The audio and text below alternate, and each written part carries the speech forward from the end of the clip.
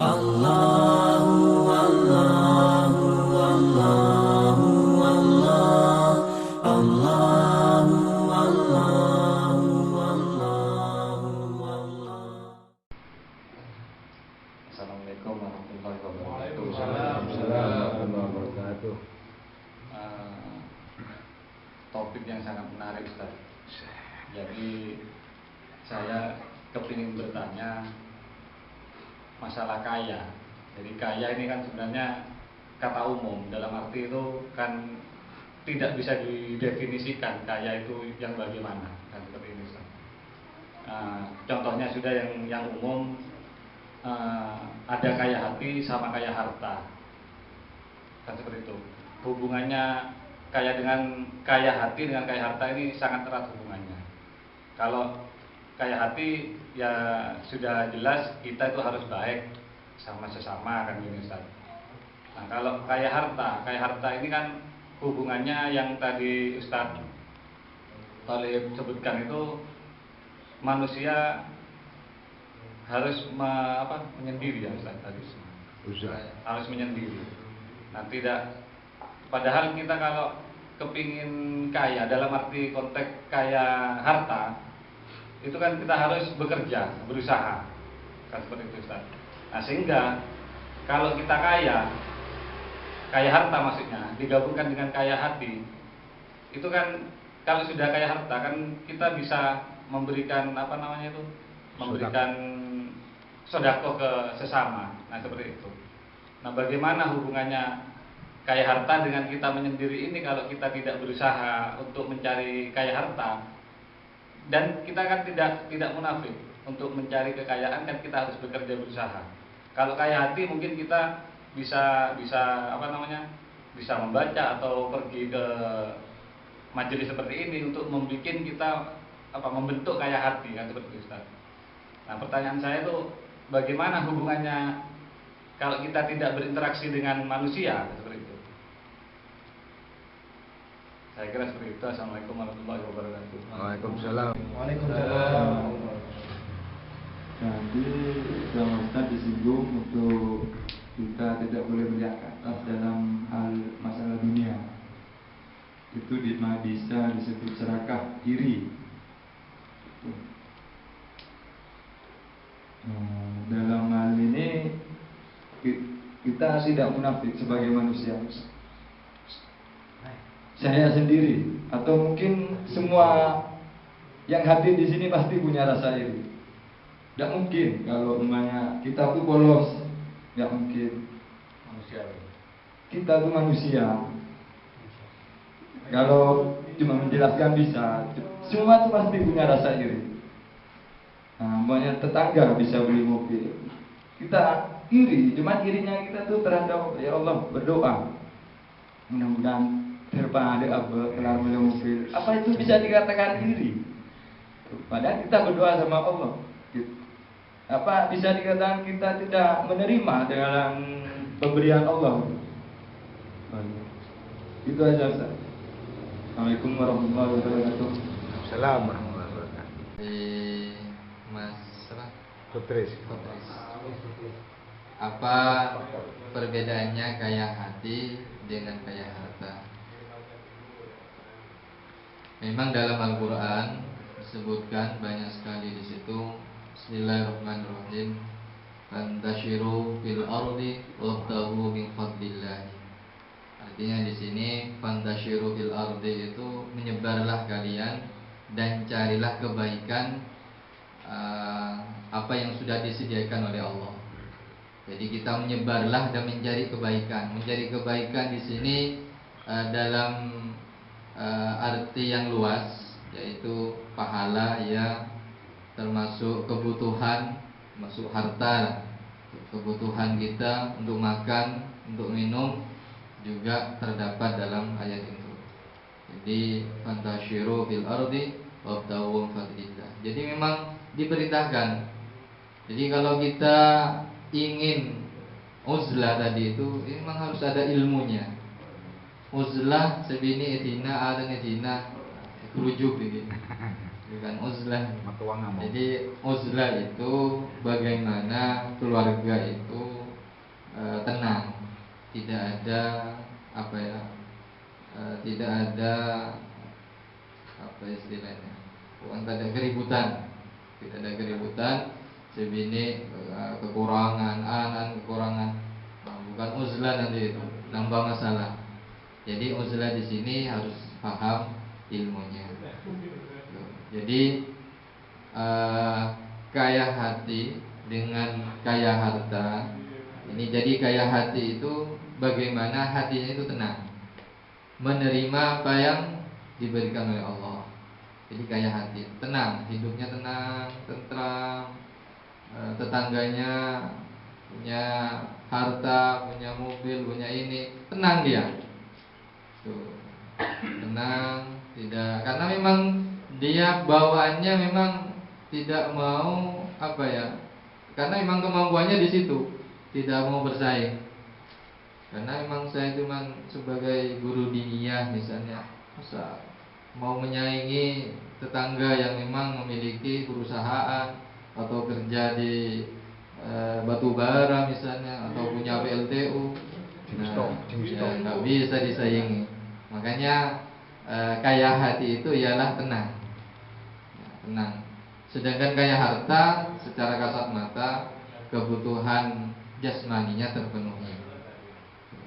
Dan kaya hati dengan kaya harta itu sangat jauh berbeda. Kaya hati itu dia apa ya, tenang pokoknya, sukunul qalbi, tenang hati. Jadi bagaimana kalau kita diam saja di rumah tanpa berusaha, itu salah juga. Yang betul itu kita ambil kebaikan dari Allah yang sudah diberi, yang sudah disediakan Allah di muka bumi ini. Wa ardullahi wasi'atun. Jadi buminya Allah ini luas. Bagaimana kita mencari kebaikan-kebaikan, pahala ataupun kebutuhan kita halalan thayyiban mubarakan fi. Nah, jadi itu mungkin jawaban dari kami. Mungkin nanti kalau kurang puas dipuaskan nanti oleh Ustaz Adib. Ada pertanyaan yang ada tambahan sama ini sama Ustaz Maskur.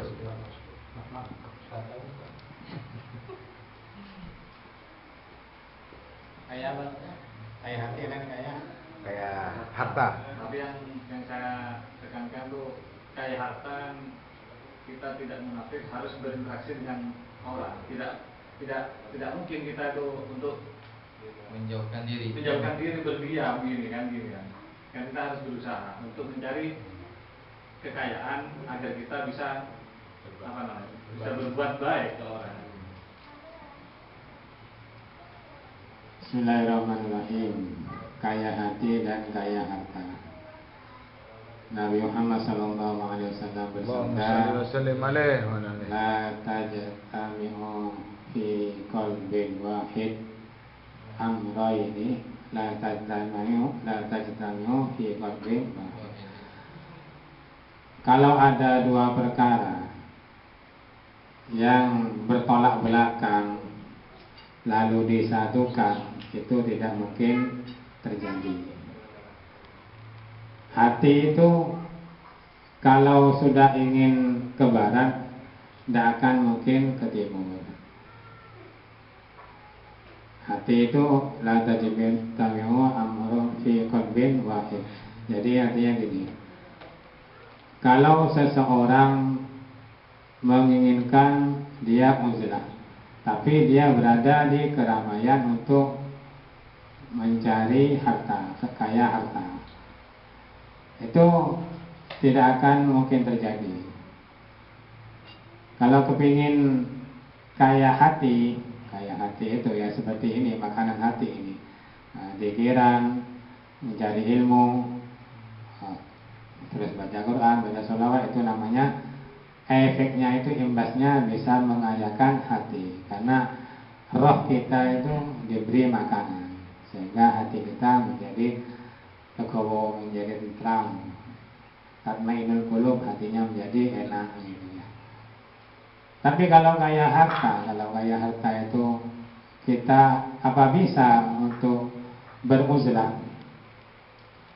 Karena kebutuhan kita sangat mendesak dalam kehidupan kita sehari-hari. Seseorang itu kalau kepingin kaya harta dan hatinya ingin uzlah, itu bisa. Hatinya ya, bukan orangnya, tapi hatinya uzlah, tapi badannya berkumpul dengan orang lain. Hatinya uzlah, itu bisa. Kalau tadi itu tidak mungkin terjadi, kalau dia uzlah kemudian kewajiban bekerja tetap harus dilaksanakan, itu tidak mungkin. Kalau yang mungkin ini begini, hatinya uzlah tapi badannya bersama orang lain. Bagaimana caranya?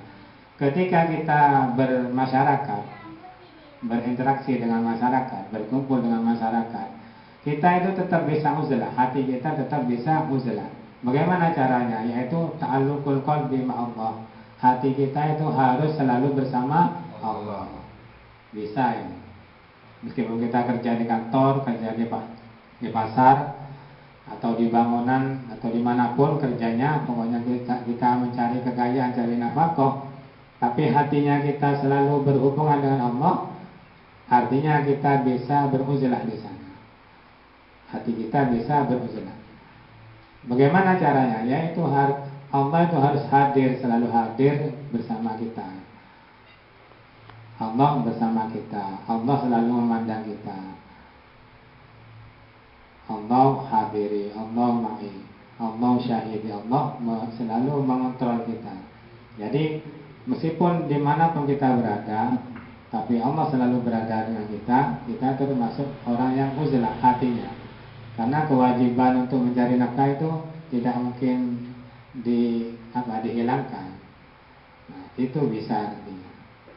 Jadi hatinya uzlah, artinya hatinya itu selalu bersama Allah dan badannya bersama manusia. Itu bisa digabungkan. Diceritakan Ki Hasan Sepuh, Ki Hasan Gendong itu merokok katanya. Padahal katanya orang lain merokok itu ada yang mengharamkan, ada yang makruh, ada yang mubah, macam-macam. Ada yang sunnah, ada yang wajib, macam-macam orangnya menyikapi orang merokok. Pada satu saat Ki Hasan menemui tamunya itu merokok dia. Nah, dari sana banyak yang menilai orang Ki Hasan Sepuh rokok, kok pengikut ya rokok iya. Itu penilaian yang sisi lain. Dari sisi lain ada yang tanya, Yai kenapa sampai nggak merokok? Kalau saya tidak merokok, saya selalu nyambung kepada Allah SWT. Hatinya selalu nyantol. Jadi kalau saya merokok, saya tidak nyantol kepada Allah. Saya nyambung kepada kamu. Bisa nemenin, tamoi. Itu katanya. Jadi dengan merokok bisa memutuskan hubungan beliau kepada Allah, dengan Allah, dengan merokok. Kalau tidak merokok, Ki Hasan itu nyambung terus hatinya kepada Allah. Ta'alluq terus, berhubungan terus. Kalau kemana lepas loh.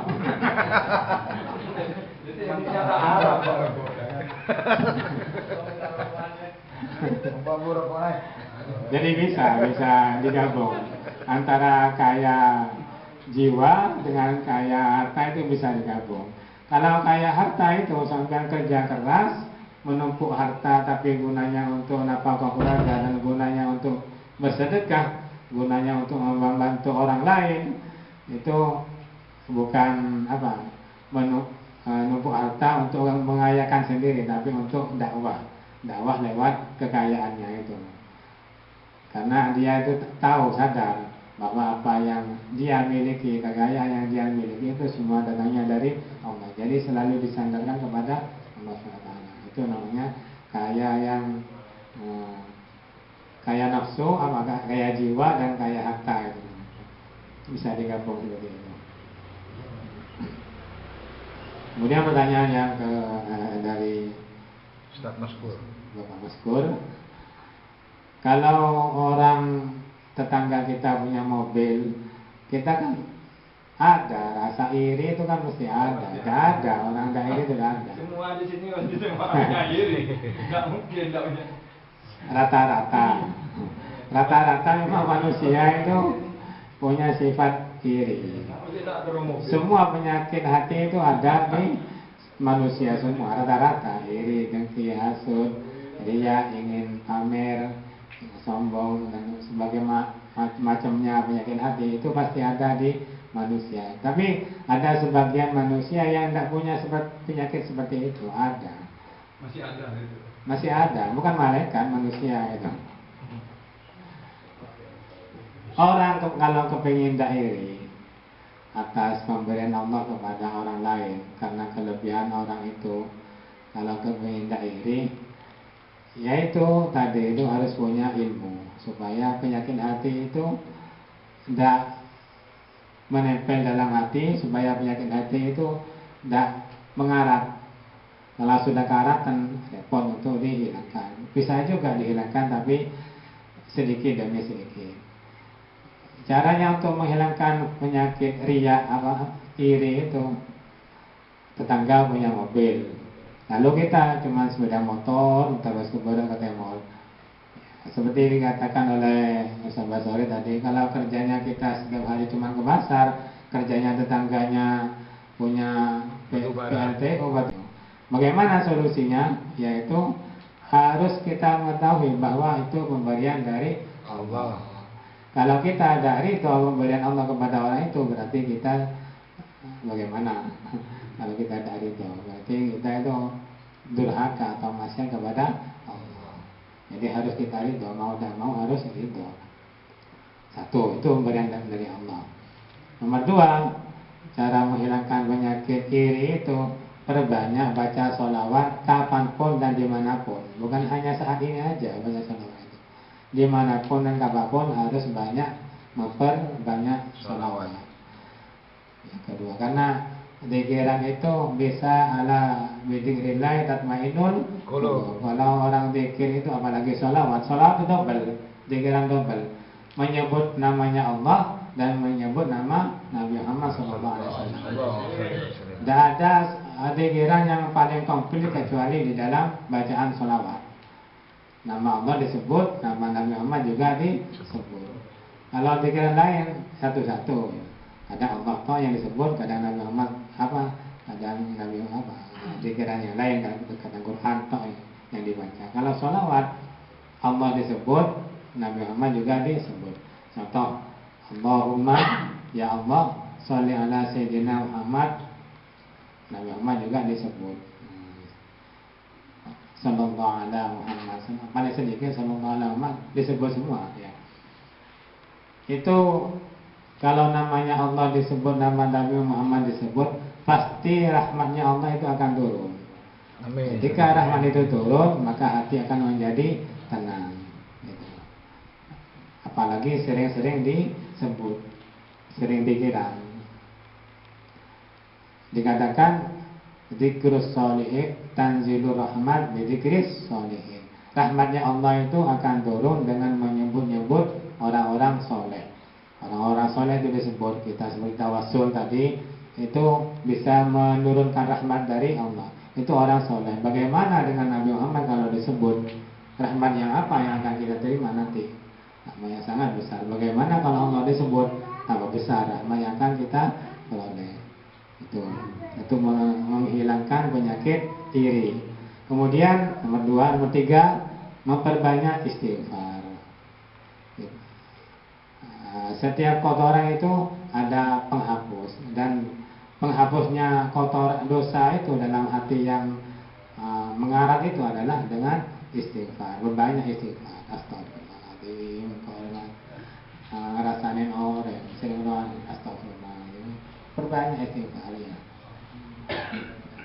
Itu solusi untuk menghilangkan penyakit iri dan penyakit-penyakit lain, bukan hanya iri. Semua penyakit itu akan hilang kalau dengan tiga cara itu, dengan ilmu, dengan baca sholawat, dan dengan istighfar. Itu untuk yang pertama, untuk yang bisa kita lakukan. demikian yang bisa saya jawab.